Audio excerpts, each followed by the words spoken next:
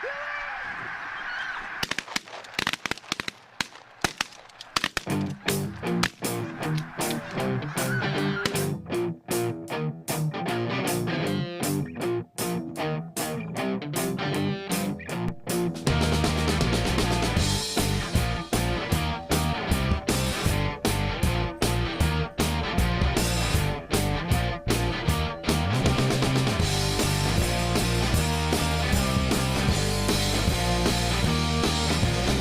we go. 3, 2, 1. Boom, and welcome to the Big Honker Podcast, brought to you by Dive Bomb Industries. I am Jeff Stanfield with the world-famous Andy Shaver. Yes, sir. Dive bomb is the way to go. Everything's packed up nice and neat. What am I trying to say? Nice and neat, the dive bomb way. On the line with us today, we've got Grant, Nebraska legend, Mr. Bill Jackman. You are, correct me if I'm wrong here, Bill, you are still the top scorer from the state of Nebraska in high school ball. No, not anymore? No, well, I was in the state tournament, but that was surpassed many years ago. Were you knocked out by a no-name, or was it by a big name? Oh, guys you probably wouldn't know, but there were some guys that were pretty talented that had been to the state tournament, 4 years in a row. So that was quite a few years ago. I probably had it for, 10 years or 12 years or so. And then somebody broke the record. So you are the legend from Grant, Nebraska, and that's not Blake Poppy, then, is what you're telling us. Because Blake keeps telling us it's him, but it's not. It's you. Well, it is Blake Poppy and his family. The Poppy family has a long tradition, so that's I'll let them have that title. What's crazy is so Coach K, he just retired. He actually recruited you out of high school in Little Grant, Nebraska. He did. What happened is, way back when there weren't that many, now you have the Nike camps and all these different camps. There were 3 camps that the 2 guys put it together, Bill Bolton and Bill Cronauer. They were called the BC camps. And they used to get an invitation to go to these camps. And then there were the top 750 players in the country. So there were 2 different locations, Milledgeville, Georgia, or Rensselaer, Indiana. And they had these places you could go to. And I went my junior year. Roger Lawson, who's also from Grant, we got invited to go. There were probably 6 or so kids from Nebraska, but the 2 from Grant got invited. And Roger and I went to the one in Indiana. And it really opened our eyes to how great these players are around the country, because they were so much faster and quicker than what we were used to, particularly playing in a small town. And that was great for us to go. But we realized, boy, that's a whole nother level. So what it did is that next year, when I was a junior, Roger was a senior, we won the state championship. We were 26-0 at it, but we knew what was, how fast the game is. The next summer, there were 6 of us from the state of Nebraska that got invited again. And I went to the one in Milledgeville, Georgia. I couldn't make the one in Indiana. And I played really, really well there. And what happens is you play, you have a number on your jersey, and the coaches come in and they pay money for a book that has your name and address and phone number. And that's the way coaches would see you. And Coach K saw me, or his guys saw me at that camp. And I played really well, right? So there were 250 kids. They had a third top 20, a second top 20, and then the top 20. So it was, the 3 all-star teams, but the third team, the second team, and the top team, and I made the top team. And I played really well, and that was kind of how I got in front of them. So, but 150 schools recruited me. I got letters from, and lots of them came through Grant, and it took them a while to get there because they had to fly to Denver and drive 3.5 hours. But so that's right. So Coach K, this is his last year. He's officially retired at the end of the year. His last game at Cameron Indoor Stadium was last Saturday against Carolina. And so he came out to Grant a long time ago. What happened is his coaches, they sent me a bunch of information about Duke and Cameron Indoor Stadium and just the traditional school. And one of the assistant coaches called and said, "Hey, we just sent you some information. Did you get it?" I sure did. He said, "How do you pronounce our coach's name?" And I said, "It's Mike Krzyzewski, but it's spelled you look at it, it's like, Krzyzewski, crazy. I couldn't. He goes, well, it's Krzyzewski, but we call him Coach K. And he says one of our graduation requirements for our players is you have to be able to spell his name by the time you graduate.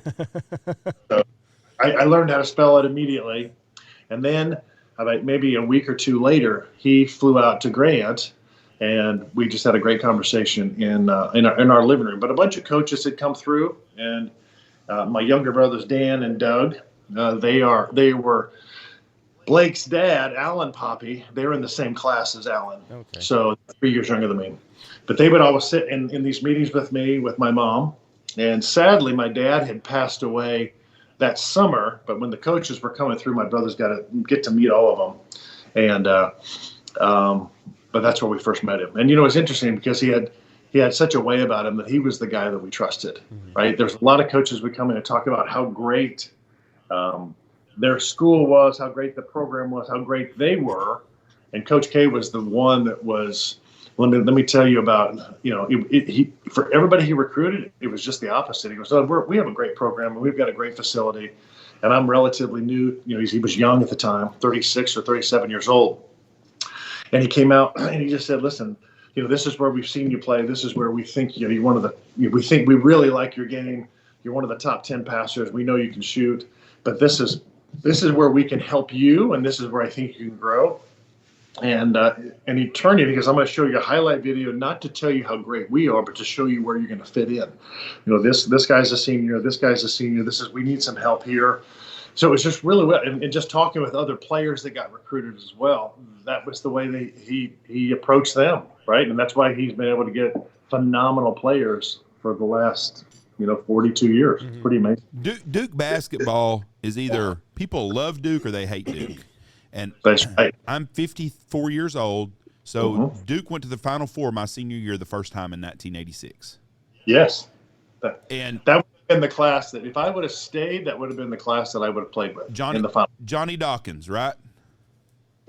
Johnny Dawkins, Mark Allery, Jay Billis, Weldon Williams, and David Henderson and myself. We were the freshman class in 1982. We were the number one recruiting class in the nation. And then 4 years later, those guys played. Sorry to interrupt you, Keith, but go ahead and tell me about what you remember about Johnny Dawkins. Everybody, Johnny Dawkins was a hell of a player. And did Jay Billis, did he not play in the NBA? He tried out with our Dallas Mavericks.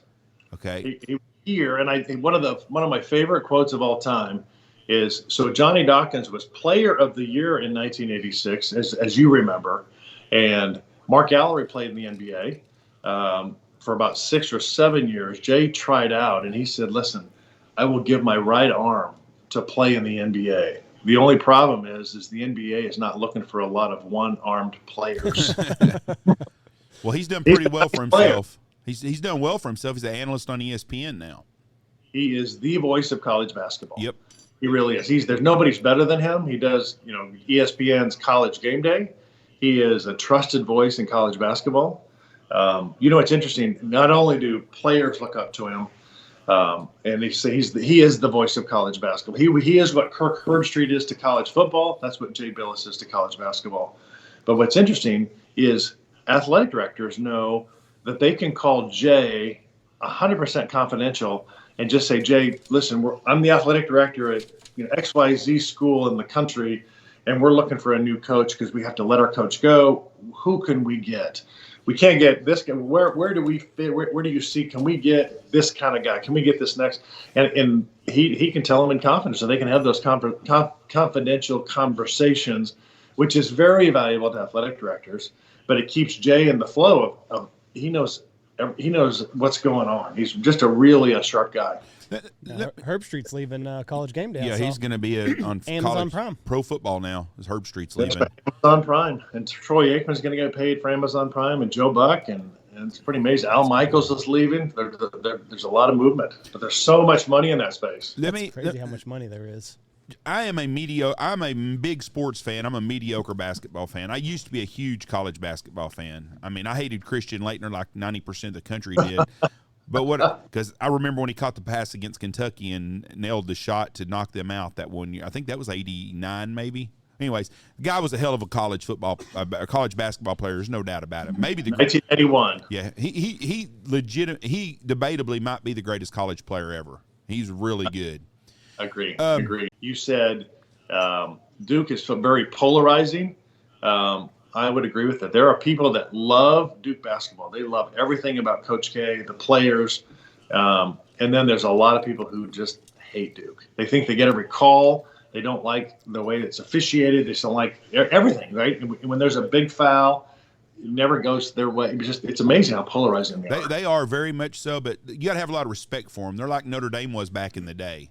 They recruit well. They're well coached. But this is my question for you.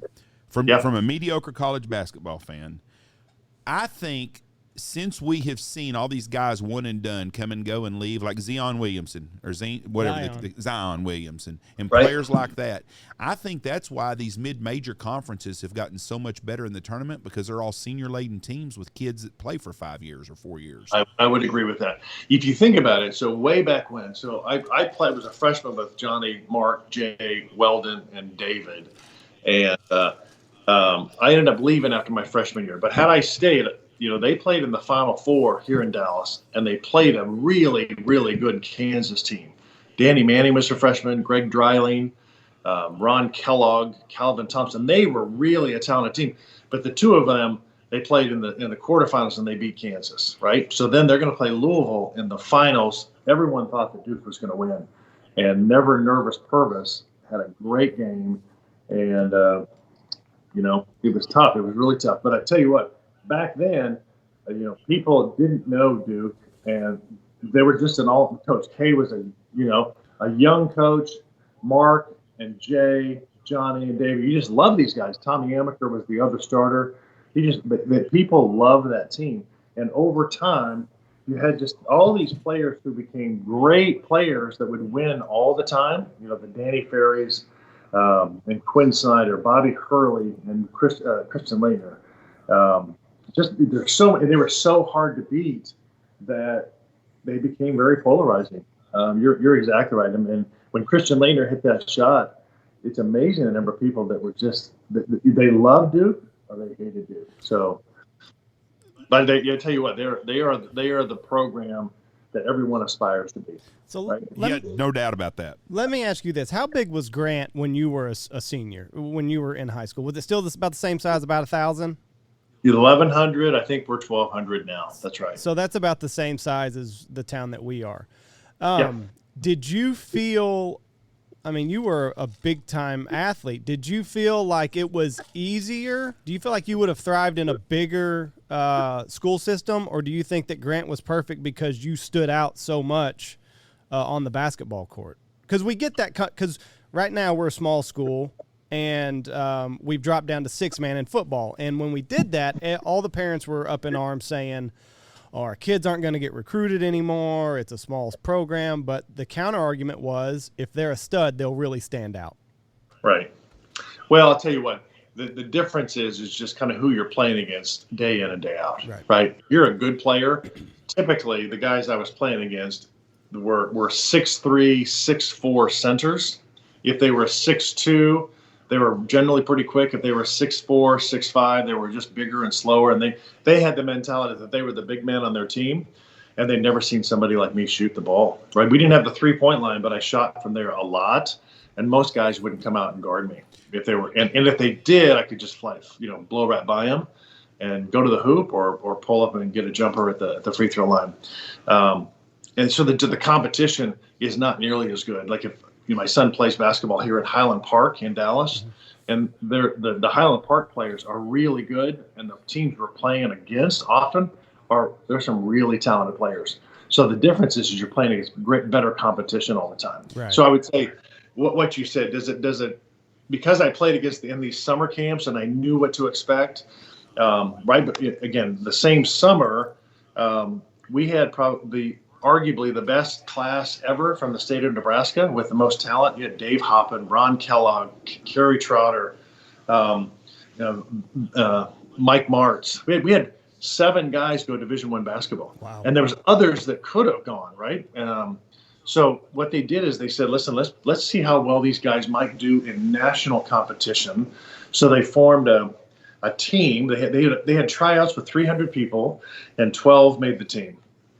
All the other 11 were from Class A schools, which in Texas would be 6A. Right. Okay. Or maybe 5A, 6A. But I was from a 2A school, if you will, a Class C in Nebraska. So I made the team, and it's a quicker. They're bigger. They're stronger. The game is so much faster than what we're used to. But it really helped me develop. So then when I went back to Class C basketball, my senior year, it was just, I was playing at a different speed than most people were, and I could shoot, and but I tell you what, when I went to Duke, right, the game was that much faster, mm-hmm. and it would have really helped me to be able to play at that level. The other thing is, in my hometown, they never let us in the gym. They never let us in the gym to play. And even my aunt was on the school board, and we went to, I said, Aunt Marge, any chance we can get into school? They never let us play. So all my playing was all half-court basketball. It was half-court in my home, in my driveway, right? Or I'd go to the park, and we play half-court basketball. So playing a full-court game, I didn't get the flow until I was playing with all these teams, but that was only a very small portion of the time. So when I went to Duke, it was just a whole another level. Playing against, at the time, Ralph Sampson was the best player in college basketball. 7'4", had a 36-inch vertical, could play basketball. And Lynn Bias was a freshman up at Maryland. Michael Jordan was at Carolina. He was a sophomore at Carolina. NC State won the title that year. I mean, just the level and the speed and was just a whole nother level. Something I wasn't used to, but I became used to it, just by playing Division I. Now, did you have the opportunity to play up against Michael Jordan when you were at Duke? Yes. Well, I played in the Duke Carolina game twice at Carmichael in Chapel Hill, and then at Cameron. And I've told my friends, I've heard the three scariest words in basketball, which is, you've got Jordan, right? So I guarded him for a little bit, and, he was just, he's very strong, very quick, understated because he was a sophomore, right? When he was a freshman, he hit the shot that won the national championship for Carolina over Georgetown. So we played him twice, and he was a pretty phenomenal athlete. He was just strong, quick, could shoot, and once he wanted to post up, there's not much you could do to get around him.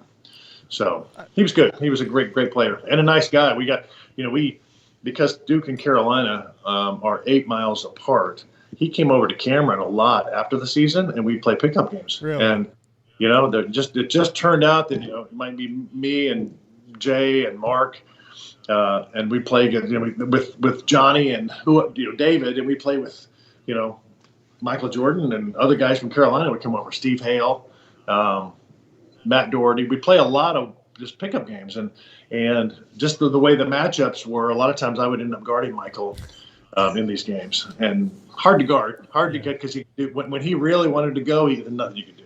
Not much you could do. The way he worked was just, I watched The Last Dance with him, and just his mentality of the game, and I'm going to outwork everybody out there. It's nothing you can do when he has that mentality, and he's gifted athlete. Talented, and he just kept working and working and working. And he would, what we had heard, that he would, they'd have practice, and then after practice, he would just stay and shoot and shoot and shoot. And then Coach Dean Smith would say, listen, Michael, go home. It's time. And he would leave the Carmichael and go over to the intramural gym and just play and play and play. But he had the talent, but he had an amazing work ethic, and he's super, super competitive. But I saw that with guys like on my team. Johnny Dawkins was a worker. Every day before practice, he would go in and just be shooting jumpers and just be drenched before practice. He was such an amazing worker and a tremendous athlete. The first time, we'd been on campus maybe 2 or 3 weeks, and they just said, we're gonna go out and we're gonna run a mile. And Johnny said I've never run a mile before, so he ran a mile. Right, we just got lined up and go. And he was flying the first, and I thought everyone kind of watch Johnny, he's going to die. Kept going, and ran an amazing time for I don't remember that, but it was like he would be very competitive in most state track meets because he was so talented. He was unbelievable. Now, you touched on Lynn Bias earlier, and the young people don't know who Lynn Bias is, but it's probably one of the biggest tragedies in pro sports ever. The kid gets drafted by the Boston Celtics. Was he the first player taken in the draft even?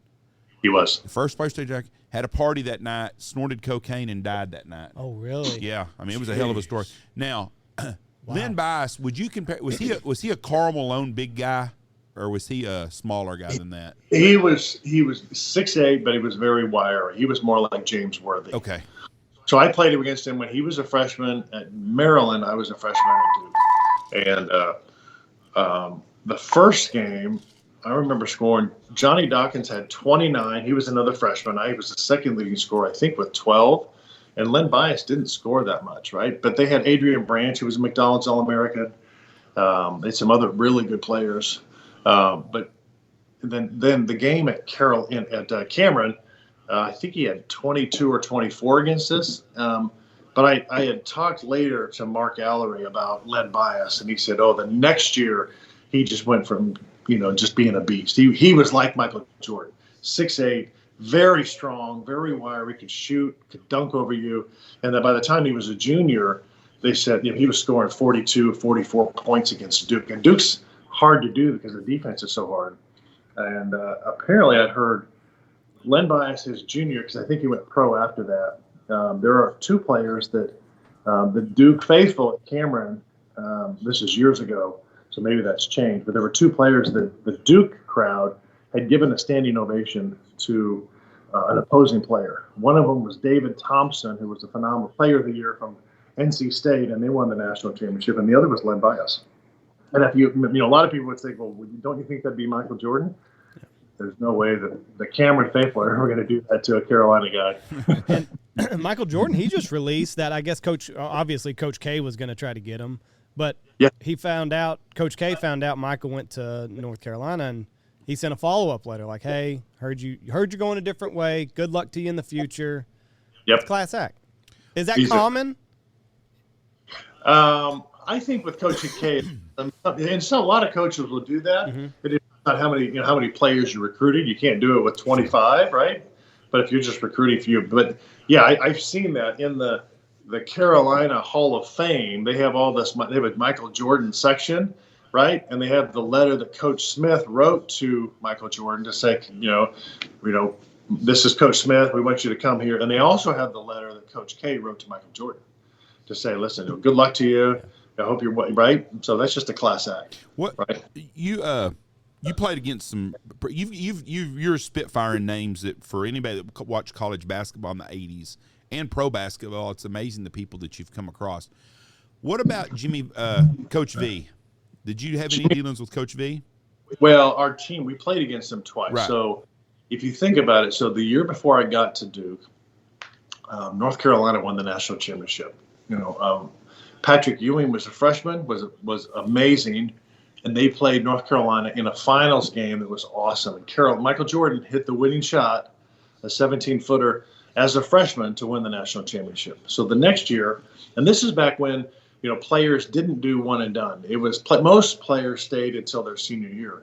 Occasionally, Isaiah Thomas left after his sophomore year. James Worthy left after his junior year. Michael Jordan ended up leaving after his junior year.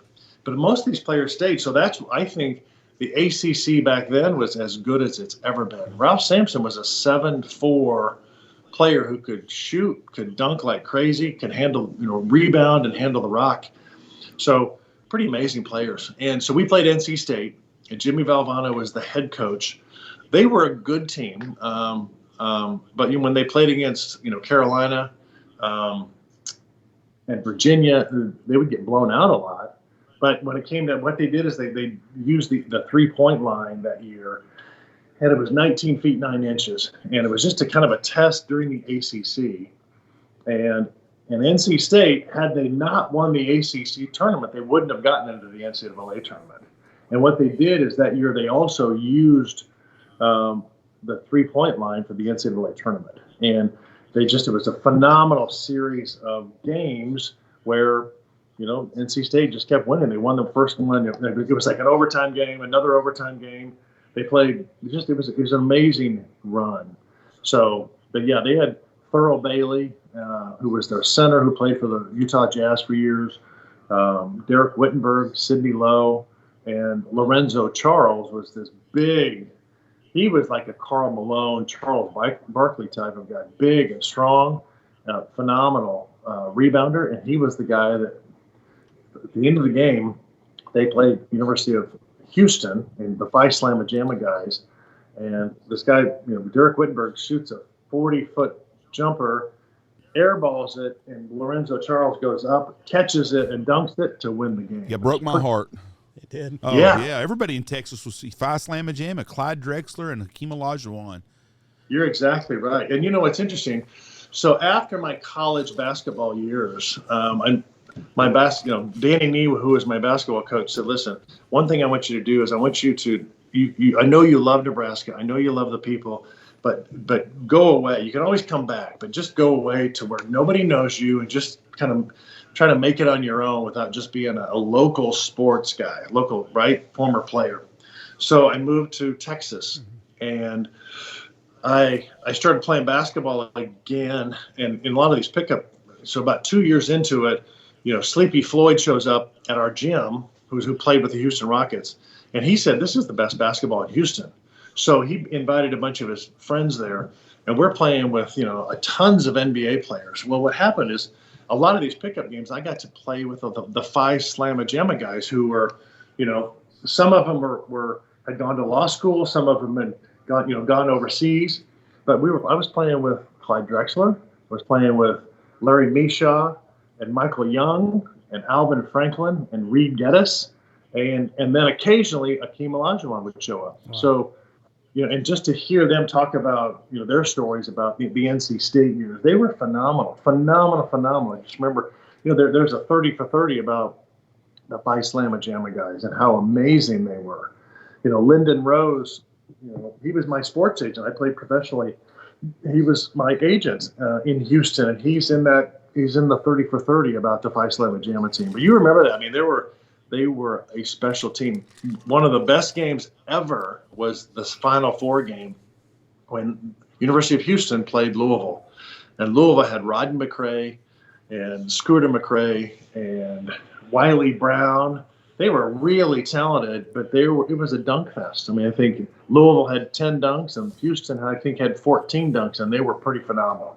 It was an amazing game. That was the Final Four, and then the next game, 2 days later, was when Houston played North Carolina State and Jim Valvano, who was the head coach, who was just a outgoing, gregarious, wonderful guy, and everyone knows him now as the V Foundation and how his speech about don't ever give up, don't give up, right? Just a pretty phenomenal man.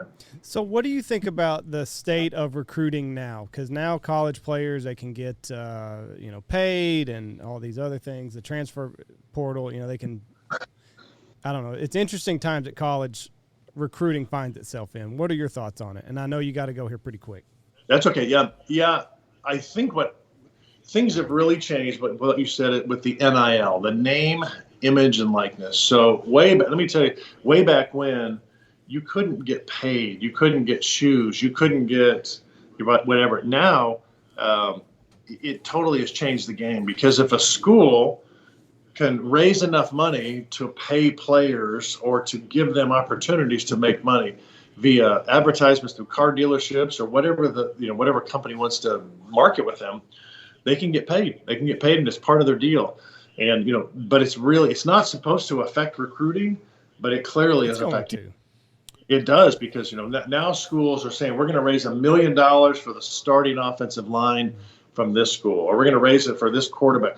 The quarterback from Southlake went to Ohio State and got $1 million he gave up his senior year of college to go to Ohio State. High school, and it didn't work out, so now he's going to Texas, and apparently he has a $3 million NIL deal, in Austin. But the Nebraska quarterbacks, Casey Thompson was a quarterback at the University of Texas. He hit the transfer portal, and he's now at Nebraska. And just today I saw an article where he said I've never seen so many NIL opportunities. This is never. Everywhere I go, I'm not even the starting quarterback, but everywhere he goes, people want to see him and take pictures, and there's going to be many NIL opportunities for him. He just has to balance that with how much does he work out and film and practice and stuff. Well, Casey's dad's a hell of a story. He's the guy that was a quarterback at OU that got caught selling cocaine from Lawton, Oklahoma. Yes, you're Charles right. Thompson. Yes, you're right. So he's an Oklahoma quarterback, and his son was playing at Texas. Yes. And I remember Charles. Hey, listen. I love my son. And it was interesting because he's a Boomer Sooner, and he goes, I love my son. So the next 4 years, I'm a University of Texas guy, and now his son's at Nebraska. What the other rival? You know, this NIL deal and this whole thing. I got one quick question for you. We got five. We're good. Okay. I never have felt sorry for a kid whose dad's a billionaire until now. I feel sorry for Bronny James. His dad's making that kid talking about whichever NBA team drafts him, he's going to go play for him. That kid's not NBA material. Yeah, he's good. I know he's really talented, but it's just a lot of pressure on him. A lot of pressure on him to play. Well, the other thing you mentioned is about the transfer portal. Yeah. That's a game changer. So, I ended up transferring back from Duke to Nebraska, and for a lot of different reasons, good, bad, and different, and but a lot of it was family related. Okay, so when I transferred, I had to sit out a year, and then so I had a redshirt year, and then I played the next 3 years in Nebraska. Now players can transfer at the end of the season, and they can transfer and play immediately. Not just they can play within it used to be you couldn't do that, and you had to sit out if it was within the conference. Now, Alabama might have the best college football recruiting class, and if the players don't play, other coaches are just sitting there waiting to have them transfer, but not just, hey, come to our school because I'm a good coach or because we have a good program. Not only that is because I can pay you. I can pay you money and it's amazing. It's become a bidding war, right? Bidding war for players. And I know universities have put together big coffers to get the best recruiting classes. And it's, you don't do that in the NBA because there's a draft. And once your player is drafted, then it's about, teams negotiating with how much they're going to pay them. Now it's a free-for-all because the biggest schools, the best schools, are recruiting phenomenal players. But even though they pay these players, they still can hit the transfer portal. So it really is, University of Texas basketball. Coach Beard, this is his first year, right? And usually you kind of give a coach 2 or 3 years to kind of get moving. He hit the transfer portal so hard and has so many good players on his team. They had Kansas down. It was when they went to overtime. They could have beat a really good Kansas team, but this is with a first-year coach. So expect great things from the University of Texas basketball. I'm a Red Raider, so. I'm a Texas guy. Oh, you hate that, don't you? Yeah, I'm sorry. I graduated from Tech in 2011, so. What's sad? No, he did amazing things. He did, and especially in Lubbock, I think Lubbock is a tough place to recruit kids because there's no nightlife. So these college kids see Lubbock, Texas out in the middle of nowhere, and it's just like, why the hell would I want to come out here? You talked about the transfer portal, and it's. I understand why Dabo Swinney didn't like it, and I understand why Alabama, because they've built this huge dynasty up, and it's kids that would be going other places because they're getting paid. But the funny thing is the University of Oklahoma, they have picked up Kyler Murray, Baker Mayfield. Yeah. They've gotten all these quarterbacks, and now their quarterback left to go to USC, and they're whining about it. Well, they've done the same damn thing for all those years, and now all of a sudden it's biting them in their own ass. Yeah. Well, what it does is it kind of puts the players on equal footing. Think about what Oklahoma's football coach did, right? Yeah. Had a phenomenal team, has been really successful after Bob Stoops left, and now he hit the bid to go to USC. And it's interesting, the Oklahoma faithful don't like it. But you don't blame a coach because Oklahoma's and Texas are going into the SEC. That's going to be incredibly, incredibly difficult. He can go to USC. There's 500 players within 50 miles of USC that can run his offense, and they can stay local, and they can stay in Southern California. And the coach is making huge amounts of money, right? And so it's hard not. And in a conference where it's USC, UCLA, maybe Oregon, maybe Arizona, but you can see why a coach like that would do that. It was definitely an easy. Before you get off here, your final 4 picks. I think Duke Gonzaga. I think Baylor will make it. And again, we haven't seen the tournament, what the brackets look like. I do think that Texas has a really good shot. The way they played against Kansas is a great team. They're always a good team. But Gonzaga's been there before. Drew Timme is a great player. And Chet Holman is really a great big man. I think after what happened in the Duke-Carolina game, they're not only are they motivated, but they're really focused. It was probably the best thing to happen to Duke is to lose this game early, because now they're going to be focused in the ACC tournament, which they play today, and then to go into the NCAA tournament. There's a lot of pressure on their players, but I think Duke will win it. But I think Baylor's awesome. I think they're very well coached. They've got great defensive players. That's how they won the title last year, in great defense against a really good Gonzaga team. And then I think Texas has got a great shot to get there, because Coach Beard is a really nice coach, and he's coached under big situations, as you know, with Texas Tech. I mean, when Texas Tech played Virginia in the finals, with Auburn in the Final Four, just unbelievable games, and just the ball bounced. I mean, I thought it was a foul. I didn't think it was a foul in the corner, right? I was so pulling for Texas Tech, and Virginia won, right? But Tony Bennett's an awesome coach. They've got it right. They've got a lot of good basketball players, but anyway. So I think Coach Beard. I know you hate to hear that. Coach Beard went home, right, to play. He went to University of Texas. He eats, sleeps, and drinks basketball. But I think and Texas is on the rise. They have the new Moody Event Center that will be online next year for basketball games, for concerts. It will be the state-of-the-art, phenomenal place. So they're going to get a phenomenal concert. It's the University of Texas. They've got great leadership, and their basketball program, I'm telling you, they're on the rise, because he's going to get some really amazing players. Now, they've had amazing players in the past. LaMarcus Aldridge, right? Kevin Durant, Lance Blanks, Travis Mays, Joey Wright. They've had phenomenal players over the years.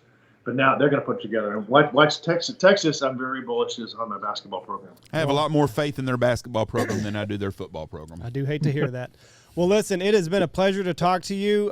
Thank you for sitting down and talking to us. Be safe traveling. I know you got to catch a plane. We'd love to have you back on anytime and talk more basketball. And it's a pleasure to talk to you, sir. Well, nice to meet you guys. Thank you so much. Yes, sir. Thank you, and God bless you, and have a great day, sir. Bye-bye. Yes. Dadgummit, I missed my... The real legend of Grant, Nebraska. The real legend of Grant, Nebraska. He's an interesting guy. I would like to have him on again. There's so many things you could talk about. I didn't realize you were such a basketball fan, Jeff. I'm a sports fan, and I used to really like college basketball. I just got sick and tired of all the social issues and all the other shit lately. They live the greatest life. But it's harder to make an NBA team than that's what I was going to talk to him about. Son of a bitch. Anything. We'll have him on again. It's harder to make an NBA team than it is anything in sports. Right. They got 12 guys they carry. Mm-hmm. When he was talking about, he played in Europe. Well, it's hard to make it in the NBA. There's 450 players or something. What's 32 times 12? 32 is 320, 384, I think, isn't that? That is what it is. I think it's 384. It's how many guys are playing pro basketball in the NFL. NBA. So it's a hard deal to do it. He's an interesting guy. Since we're talking sports real quick, what do you think about the big moves? Russell Wilson to the Denver Broncos. Denver's got a really good team. They don't make the playoffs next year, maybe. That's a tough division. That's right. I mean, I feel bad for Mr. Logan Pyatt. That sucks. You got fucking Patrick Mahomes. You got Justin Herbert. You got Russell Wilson now. Derek Carr is a top 12 quarterback, and he's the fourth in that division. He's the probably. fourth best quarterback in that division. Yeah, that's. I feel bad. I mean, Jesus. You got the Chiefs, you got the Chargers. They're up and coming. Are the Chiefs underachievers? No. You don't think so? No. They kind of. They got beaten in the Super Bowl, and they got beaten in the AFC Championship game by a team that wasn't as good as them. Are they the new Buffalo Bills other than winning that one Super Bowl? No, I don't think so. I do think that the superstar mentality might be getting to him a little bit. Patrick Mahomes, the first half of the season was awful. He got away from his fundamentals, trying to create the highlight reel throw. Later on in the season, I think he kind of got back to his fundamentals, and I think that's what Andy Reid's going to have to preach to these guys. Listen, play fucking football. Did you see where they signed Josh Gordon again? Yes. Yeah. It doesn't matter how bad a fuck up you are. If you're a talented player, you'll find your way to the NBA. And that's another thing. NFL. Get your leagues right. Now, Deshaun Watson. Well, not just that. Hold on. Josh Gordon has been suspended 6 seasons for smoking a plant. No, he's also, I think, alcohol, too. I think he's alcohol. Either way. Ray Rice, there's video of him Cole cocking his girlfriend. It's different times. Cole cocking his girlfriend on the elevator. He got 2-game suspension. Well, they should have done more there. They messed that deal up. Baltimore did the right, because didn't Baltimore cut him? He had a 2-game suspension, but Baltimore got rid of him. It's bad news. I mean, Adrian Peterson almost didn't get to play football for whipping his kid's ass. Right. But Josh Gordon smokes weed, and now I think the NFL has relaxed some of the marijuana policies. I think definitely during the offseason. I listened to a guy that said they only test, and they know when you're going to get tested. Right. So, plus, I mean, listen, marijuana, anti-inflammatory. I think a lot of players smoke it, obviously, whenever they get out of the league just because of the pain that they're in. Marijuana is way better than taking opioid. I agree with that. I've never smoked pot in my life, so I'm a very, very biased opinion on this because I've never smoked pot. I think marijuana should be legalized. I think the players, if they smoke pot, what's the difference in that and they went and drink a fifth of Jack Daniels at night?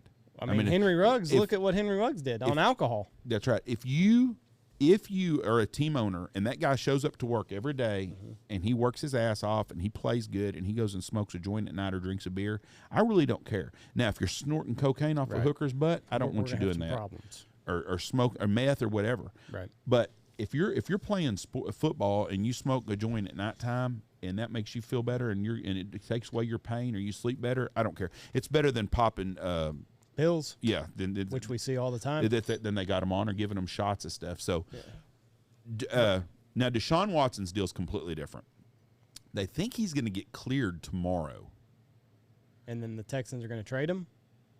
Well, it's funny because I read the Pittsburgh stuff on Twitter, and they're like, "Yep, we can sign with us the next day." Well, there's a little problem there. He's under contract still with Houston. They paid him $20 million last year to sit on his ass or whatever it was. Right. So they're going to want some compensation back. Yes. Now, if you need a quarterback, Houston won 3 games, I think, with Davis Mills as a quarterback. I'm not saying he's the next Tom Brady because I don't think he is. But they're going to trade him somewhere. But this isn't a quarterback draft. No. It's not like you're trading up. It's kind of like Denver. I listened to Colin yesterday talk, and he had some really good points. One of them is that the Denver Broncos have a quarterback now. Seattle doesn't. Nope. Drew Lock. Indianapolis doesn't have a quarterback. The Redskins do now. So, where are they going? So Deshaun Watson, you're going to have to trade. Seattle don't have no pick. They don't even have a first-round draft pick this year. No. So they're screwed on picking up a quarterback. They're not going to be able to trade nothing for – now, if I was Houston, I would seriously look at Seattle and say, okay, I want your first-round pick. Well, if you trade Deshaun Watson, then they're probably a playoff team or close to it again. So it don't do you any good. But Pittsburgh, with Deshaun Watson, I think they're still about what they were. Pittsburgh's problem – Pittsburgh don't have any receivers no more. James is leaving. Juju's leaving. Claypool's very talented. The other guy is really talented. They got a pretty good defense. So Pittsburgh's going to be a 10-6, 9-7 team. I think regardless, if Deshaun goes to Pittsburgh, I think Pittsburgh is going to have a hard time getting into the wild card spot because I still think that Baltimore's going to win that division. I don't think so. You don't think so? No. I don't think Lamar Jackson is a playoff quarterback. I just don't. They have a good defense. They run the ball well. Who else is in the North? Pittsburgh, Baltimore, Cincinnati, and Cleveland. So see there, Cincinnati. Cleveland is not a pile of shit. They've got a lot of talent. I understand, but I think Pittsburgh, regardless of who their quarterback is going to be playing for the wild card spot. I don't think Deshaun Watson makes them a Super Bowl team. I don't think Pittsburgh wins the North, and I don't think that there's another avenue to get to the playoffs other than a wild card spot. Because you look at how stacked the West is. I think Pittsburgh's got as good a chance to win that division as anybody else does with Deshaun Watson. I think they're all pretty even. And I'm not saying that Baltimore won't make the playoffs either. I'm saying that is the toughest division in football maybe outside of the AFC West. But I think it's stacked with mediocre teams. No, I don't think so at all. I think it's stacked with the 10-7 teams, whereas the AFC West could go 13-4. It takes that to win in the AFC West. I think I think the first team in the AFC North to win 11 games is going to win that division. I think whoever's in the AFC West now, whoever wins 13 games is going to win. No. 11-6 would get you in. It's going to be 11-game winner there too. But how many? You really think someone's going to go 12-5 in that? Without, I'm going to tell you right now, Absolutely. San Diego, Denver, Kansas Los City, Angeles. or whatever it is, and those 4 teams, there's going to be a lot of splits. The Raiders are not a bad football team either. The Raiders, up until Henry Ruggs incident, the Raiders were a pretty good football team. They were. And then they got rid of Gruden on that damn deal. Chiefs were 12-5 this last year. That's what I'm saying. 10-7, 9-8 were the Chargers. Yeah, I think it's going to take at least 12 games to win the AFC West. You said the first team to win 11 games and then went West or the North wins it. That's pretty damn close. 2 games, a game or 2. How many games did Chiefs win this year? 12. Okay, 11, 1 game difference. That's what I'm saying. It's really a lot closer than people think it is. Let's see who won. Did the Bengals? Bengals won the North, didn't they? Yeah. That's what I'm saying. I think that Deshaun Watson can make a big difference. You put Deshaun Watson with Miami, and Miami might be a legit contender to win the East. 10-7 won the division last year in the AFC North. I think it's still going to be the same. And they went to the Super Bowl and was within one drive of winning the Super Bowl. I'm interested to watch the Bengals this year. Do you think the Redskins move helps them? I think so. Carson Wentz had good numbers. He makes some boneheaded plays at the end, and that's right there with the fucking Redskins because the fucking Kirk Cousins all over. Matthew Berry, diehard Commanders fan. Carson Wentz played behind a very good offensive line. They don't have that in Washington. He had a great running back to take the pressure off of him. Running backs are a dime a dozen. The kid Antonio Gibson's good at Washington. Jonathan Taylor was the best running back in the league this year. No debating that, but he had a great line too. He had an excellent offensive line. Yes. And his wide receivers are shit though. Well, they were. Michael Pittman's he's a stud. No. Yes, he is. Terry McLaurin's a stud. Michael Pittman is not a stud. Is a stud. So what round do you take him in fantasy then? Michael Pittman, I would take him in the 3rd round, 4th round. Okay, 3rd, 4th, maybe 5th if he's still there. No. If he's there, yeah, it's a bargain at that point. Michael Pittman's the number 1 receiver. You're taking him over Stephon Diggs. Last year he was solid. Over Stephon Diggs. Jeff, he was Jamar Chase. He was solid. No. I wouldn't take him over T. Higgins. Let me pull out my trusty CBS Sports. Would you take him over CeeDee Lamb? Yeah. I thought you the other day you were talking about CeeDee Lamb was so good until I told you the numbers on him. CeeDee Lamb was good. No, he was not. 9 games, the last 9 games he had 40 catches. So would you take him over Lockett? Hold on. Yes, this year, yeah, 100%. What if Deshaun Watson goes to Seattle? Yeah, because I don't like the games. I don't like 8 extraordinary games and 8. Would you take him over DK Metcalf? Fuck did I do that? Would you take him over DK Metcalf? Yeah, because I just don't know what Seattle. Amari Cooper. Have. Now Amari. Where's Amari going to go? Probably the Redskins. I don't like that. He needs to go to Green Bay. Somebody said.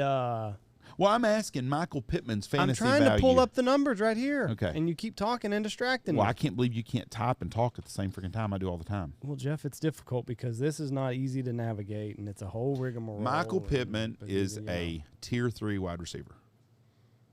McLaurin is a late Tier 1, Tier 2 receiver. McLaurin's an upgrade. I would agree that the Indianapolis has a better offensive line than Washington does. I agree with you on that. But I think Wentz makes the Redskins better, and I think Indianapolis is going to be a whole lot worse. Deshaun Watson goes to Indy. He ain't got no receivers there. Pittman's number 30. He's way down there. Mm-hmm. He's behind Thielen. I told you. Renfro. Yes. St. Brown. Cooks. Those are 2 people you just named are going to be big-time studs in fantasy next year. Let me see. Hunter, hold on. Let me look at his Renfro stats. and St. Brown both. Problem with Michael Pittman is he came on late in the year. He's good. He's talented, but he's not a legit number 1 receiver. And Wentz did not have any number 1 receivers at Indy. Now, he's got McLaurin. I'm not saying the cupboard's not bad. I think the Redskins' defense is going to be better. I think the Cowboys are not going to be as good next year. Dallas's defense won't play where they did this year. I don't think. They're going to lose some pieces anyways. And I just don't have any faith in the Dallas Cowboys being any more than they are, one and done. Them and Aaron Rodgers have a lot in common. Yeah, and I'm not. I tell you what, I'm excited that he's staying in Green Bay, but you've mortgaged your future now. Well, how many?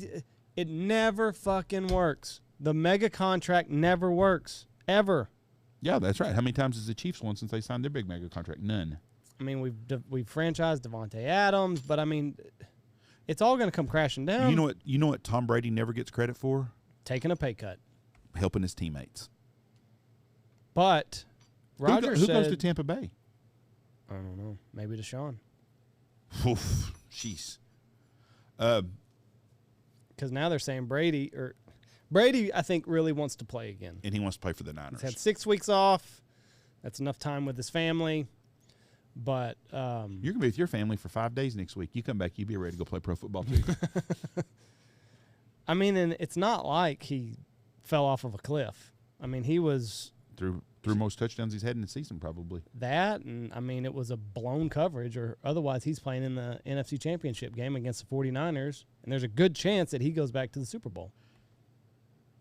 If I saw where they franchised Chris Godwin, which kind of surprised me. Why? Because they don't have an answer at quarterback yet. Well, if you got that's a good place with Godwin and Mike Evans. That's a very good place to go as a quarterback. A very, very good place to go as a quarterback. I've seen Deshaun Watson go into Carolina. Yeah. That would be but they're going to get rid of Christian McCaffrey. Well, that would probably be part of the package, but I don't know why anybody would trade for Christian McCaffrey. The same with Saquon.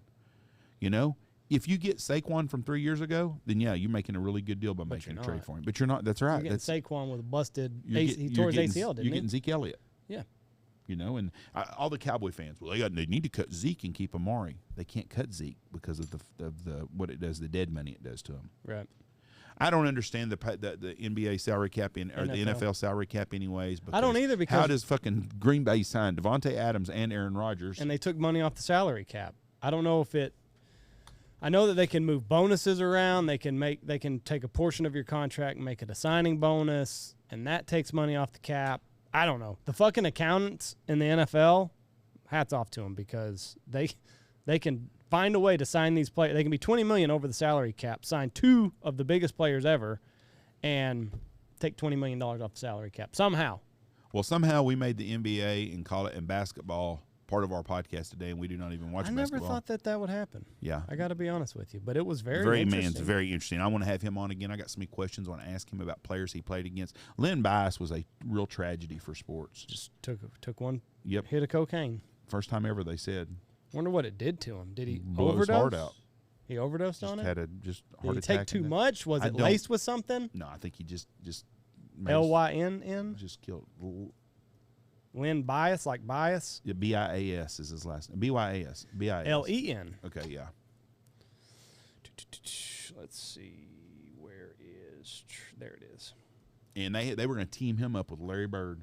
Oof. On June 17th, Bias was selected by the Boston Celtics as the second overall pick in the 86 draft. Signed a Reebok deal, marketing division, regarding a 5-year endorsement package worth $1.6 million. After returning home to Maryland, Bias drove to the campus of the University of Maryland. He left the campus at approximately 2:00 a.m. For the next 3 to 4 hours, Bias with longtime friend Brian Tribble and several teammates snorted cocaine. That's your first problem. For the next 3 to 4 hours, you're snorting cocaine. Of course your heart's going to blow out. What? Bias reportedly had a seizure and collapsed while talking with teammate Terry Long. At 6:32, when Tribble called 911, Bias was unconscious and not breathing. Yeah, it's too bad. That's terrible. Single mom, if I remember right and stuff, was going to take care of his mom and stuff. Bad deal. Anyways, that was a bad deal. I'm going to tell you what, I've watched the first part of Showtime on did you get on Hulu, or did you get his login? Well, it's on my TV. I don't know, but very good series so far. I just watched the first one come out. Very good. The 80s and 90s basketball is some of the best television that you can watch. I mean, I've watched you hadn't even watched The Last Dance. You would love The Last Dance. Yeah, I might watch it one day. It's only 6 episodes. I mean, it's I may fantastic journalism. watch it one day. But I'm not a big basketball fan, especially now. But that basketball, I think Showtime on HBO, like it was a big ticket in town. It was a whole lot different than it is now. I mean, the Dallas Mavericks. I used to watch the Mavericks a lot. I watched a lot of their games. I probably watched, during the weeknights, I'd watch a lot of their games. They come on at 8 o'clock at night, be over with at 10:30 if it's on the West Coast. But I watched the Mavericks play a lot. They were very competitive. It was good basketball. You knew the players. They played defense. I can't watch a game today. It just does not excite me. It's different. I watched a game. I saw a YouTube clip the other day. These kids playing a junior high game in 8th grade, and they were shooting from fucking half court and making them. Right. It's just not the same game. It's just who can shoot further. Nobody plays defense no more. Somebody's like, well, yeah, that's because back in the day nobody could shoot like that. Well, yeah, you couldn't shoot like that because someone would be in your fucking face. Yeah. They weren't just letting you shoot from half court. If you were making the shot at half court, they was going to be guarding you. But I think Steph Curry's changed the He game. has changed the game. The three-pointer, it's not inside anymore. It's not physical like it used to be. It's just I don't not. know. But that's why I enjoy Texas and Texas Tech's basketball, because they do play defense. Oh, yeah. And I like that. And I like to give y'all shit about Tech. I think Tech is on the right move. I think Tech hired a great football coach. Basketball. No, their football coach they hired this year is really good. Oh, we'll see. And I think he's going to do a good job. I think if y'all give him 3 or 4 years, but people in Lubbock need to be realistic. You're not going to win the national championship probably. You're not the hot ticket. You may once every 10 years have a team that's got a legit chance. But if you're 9-4 or 10-3 or 11-2, that's a good year. You need to copy the people at Oklahoma State. Be happy. They're happy to be competitive every year, go to a bowl game every year, recruit pretty good, put some guys in the NFL, and fill the stadium up. Mike Gundy's got the best job in America. He's making, what, $7-8 million a year living in Stillwater, Oklahoma. Do I have to lock his freaking doors? That's living the life. Cliff Kent, or what's the dickhead that went to Lincoln Riley. USC? Yeah, he won't be there 3 years. Well, you never know. I did. He went there because he couldn't compete in the SEC. Of course, you're gonna have a hard why. time telling me any different on that. Of course, that's why. He took the quarterback with him. You got paid more money. You're in a bigger market, and you don't have to go. People in Los Angeles don't even support football. You're in LA, baby. They don't support football. You're a Trojan now. Why did the Rams leave for so long? You're a Trojan. Yep. I think Calvin Ridley's getting bamboozled. He is getting screwed. I agree with you 100%. The NFL has partnered with 4 sports books. Yeah, they're hypocrites.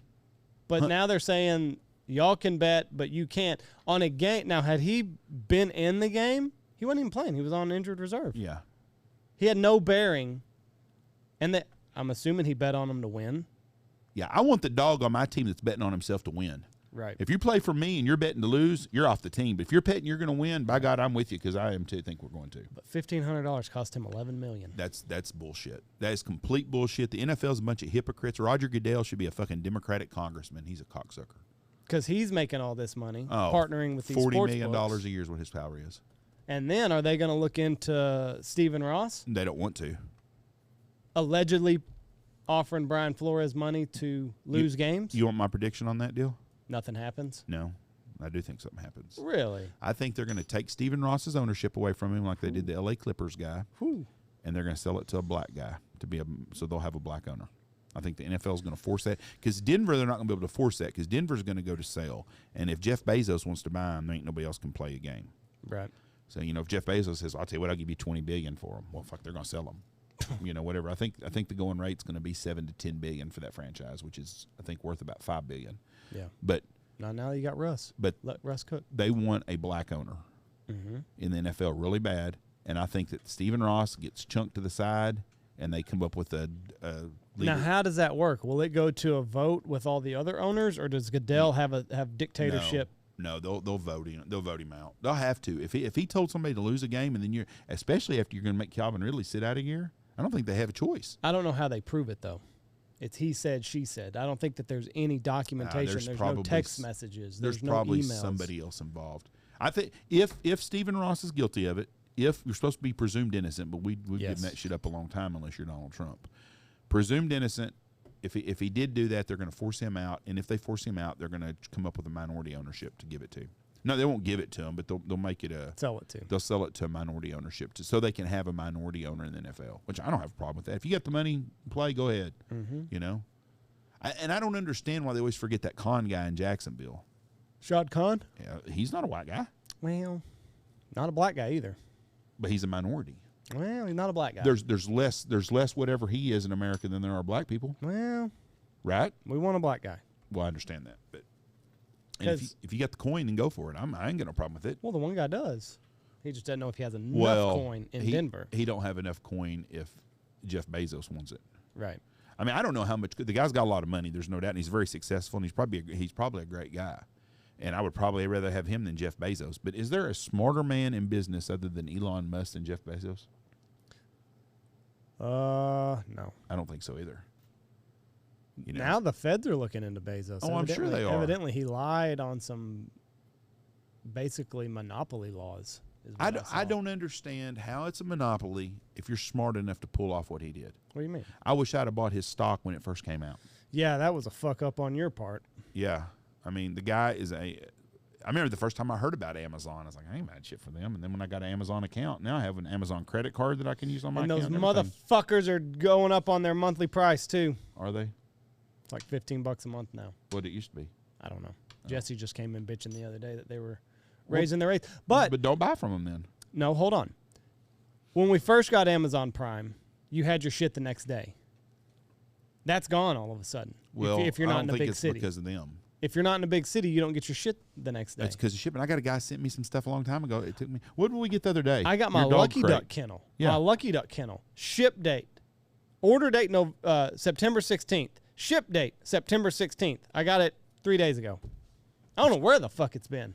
It's probably too heavy, and they've probably been looking at it at the mailing place. Like, when are we because they've been paid already. 45 pounds. Like, I don't want to lift that heavy motherfucker. Or I guess UPS dropped it off, but I guarantee that's what it was. Some lazy UPS worker didn't want to lift that heavy fucker and put it in. I don't think UPS delivered it.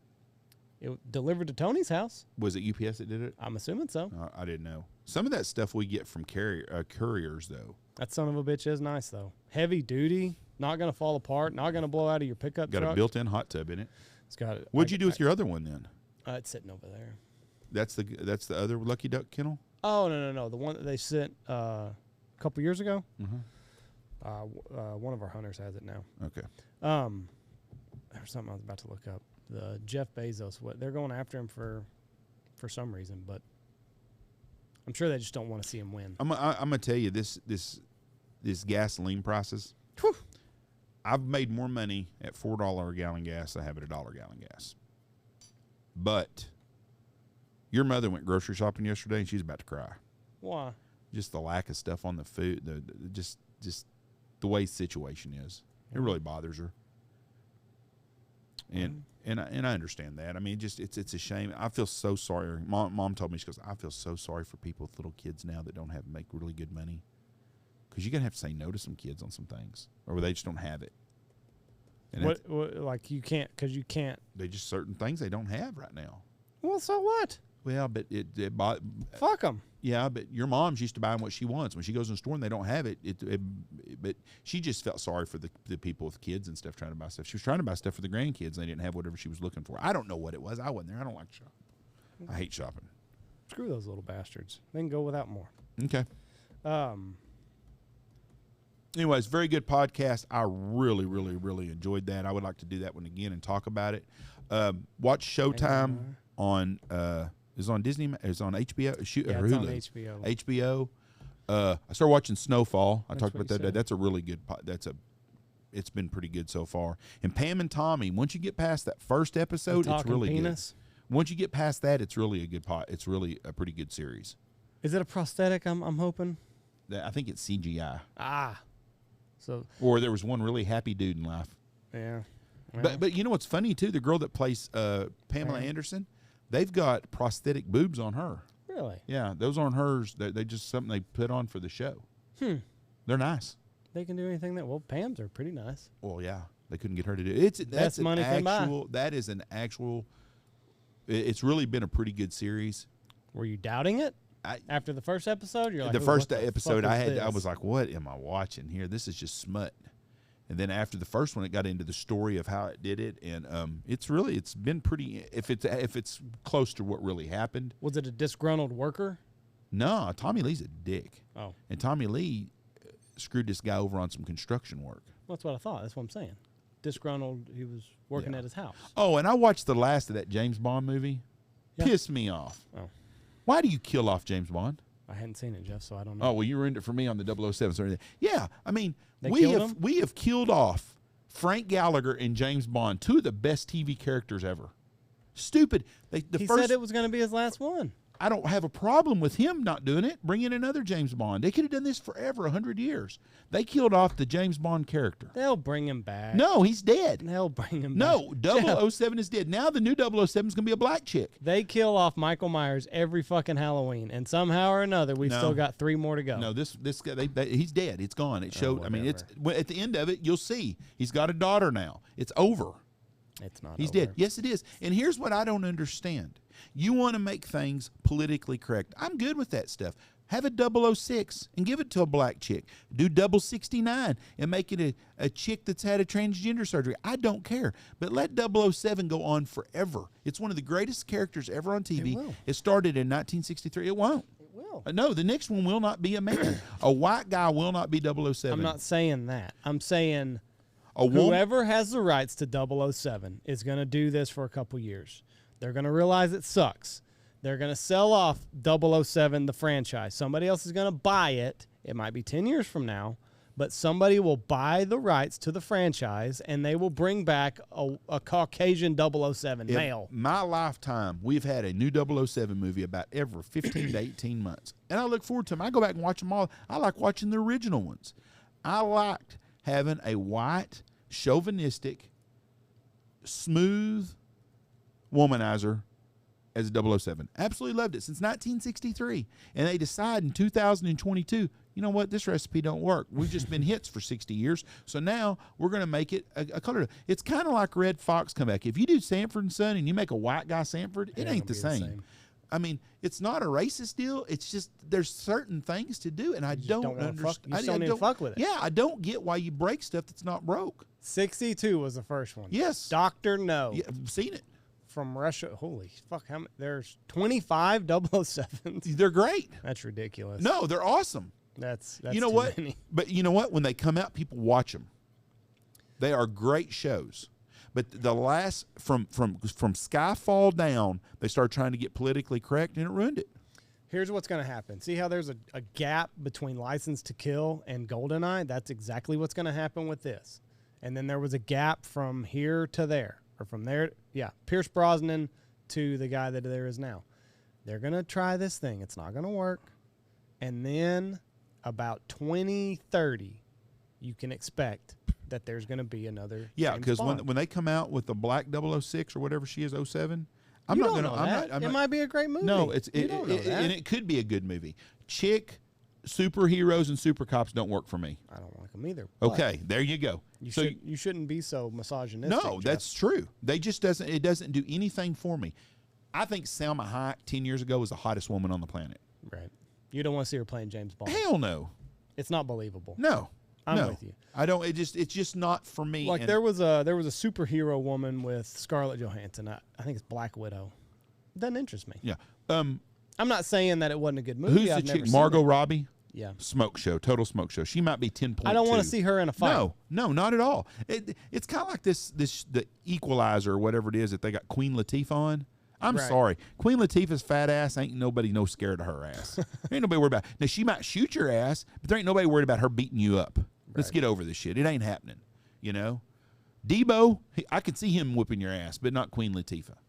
But I do not understand why they had to kill him off. I thought it was dumb as hell. Leave it open where he could not be dead, so maybe when you do make it realize he come back and had some kind of mysterious surgery and you gave him face transplant. They do that all the time. But they've gotten so far away from what made them really good. What was cool about James Bond was all the gadgets and stuff they had. Oh, yeah. All the cool stuff, the car with the gun, the watch that would do this and that, all this stuff. And they've gotten away from that in the last couple of ones. And they've gotten so far away, but our world's jacked up. But I don't enjoy anything modernistic that's in movies hardly anymore. I like Taken. I like Taken because it was a guy that was a badass that fought and went. I mean, it was enjoyable. Mm-hmm. Very, very, very way over the top, over dramatic. But it was a good show. It was good TV. The first one was good. The show with what's the guy that's dating Jennifer Lopez now? Ben Affleck. Ben Affleck. The show where he is the accountant. I hadn't finished it. That is a very good movie. I've heard a lot of good things about it, but I've never finished it. I like those kind of movies. The Mechanic was a good movie. I saw it. There are movies out there that I really, really like, but all this Matrix bullshit, I'm not watching that crap. No, I'm not a fan. I've seen movies. I've started watching shows on Netflix, a series, and it's going really good, and then they do this outer body type crap. I'm like, turn it off. That's not for me. Right. You know, I don't care for the comic book movies. I'll watch Batman probably because I'll probably get drugged to it by somebody to go see it. I do want to see the new Batman. And they're okay. I just don't enjoy them that much. What happened here? What? Why was there a contract dispute? Sean Connery was not him I'm in 69. I'm assuming so. I've never even heard of that guy. He was a George Lazenby was one and done. One and done. Yep. Well, that's got to break your heart. And then you feel like you're walking into this iconic movie role, George Lazenby, whatever. George Lazenby. Lazenby. You think it's going to carry your career, and fucking Sean Connery. Sean Connery 2 years later. Sean Connery was awesome, and so was Roger Moore too. I like Sean Connery more than I did Roger Moore though. Pierce Brosnan was okay. The new guy's really good. Daniel Craig. Does I've never heard of Timothy Dalton. He was just there for a couple of them. He wasn't bad. I mean, but it's not really who plays it. It's the actual role that they play that makes it really interesting. A classy English dude that just likes to bang. The problem is nowadays is there's not very many classy places that you go. You know, 007 wore a suit all the time and and suit and tie and stuff. But it was interesting, and I don't have a problem bringing a woman deal. I just don't know why they'd kill 007. To me, it was a big mistake.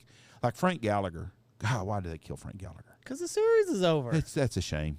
What does it matter? Let him go to a rehab, and then if you want to bring it back in 5 years, that Shameless was one of my and The Sopranos are my two favorite series ever.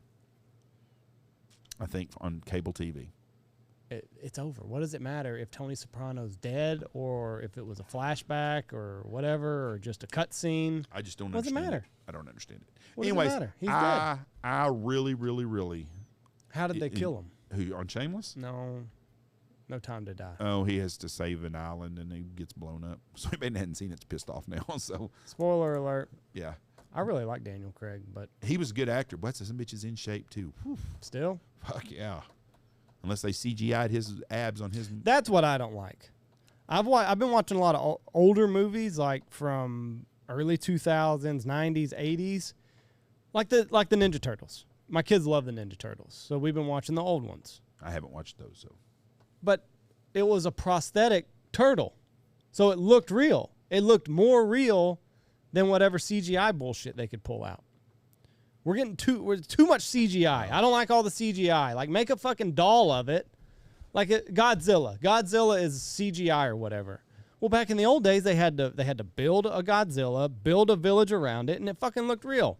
The Godzilla today, with all the CGI bullshit, looks awful. I ain't watching Godzilla. Well, I'm not watching Godzilla, but I'm using that as an example. Back in the day, they had to build these puppets or whatever the hell, build the town.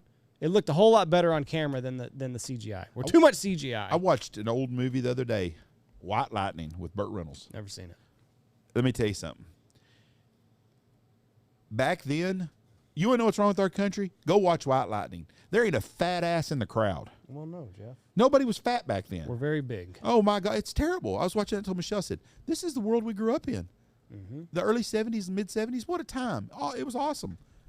But it was that movie was filmed in small town Arkansas about a bootlegger and a shitty sheriff, and it was a really, really good series movie show. I liked it. It wasn't no Academy Award winner. It was just real TV with real people. But I really, really, really enjoyed it, and it sure is not better than watching this bullshit here.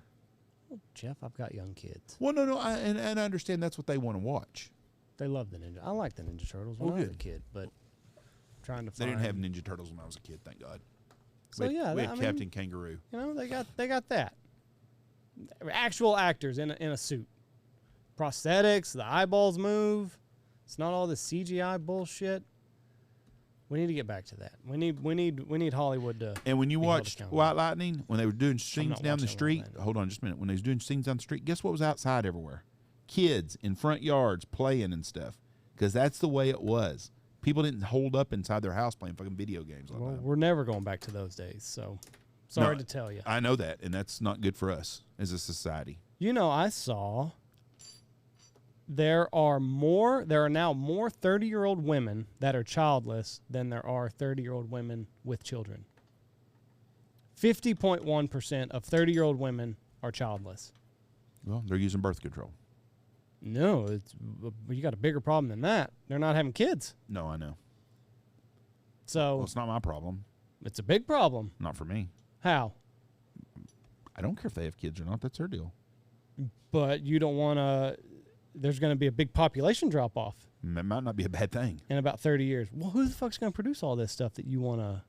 30 years Take- from now, I'll be take hold of. 84 years old. So as long as they can make me some oatmeal and change my diaper, I'll be all right. Well, I've got to carry on another 30 years. My kids do. Well, you're screwed, not me. Yeah, 30 years, you'll be 63. Mm-hmm. Yeah, them golden years ain't going to be so golden for your ass. No, Stay home all there's the not time. going to be enough people to do shit. Yeah, well, We're already in America. We're already below the population replacement. I mean, it's not good. I think I'd move to Mexico if I could.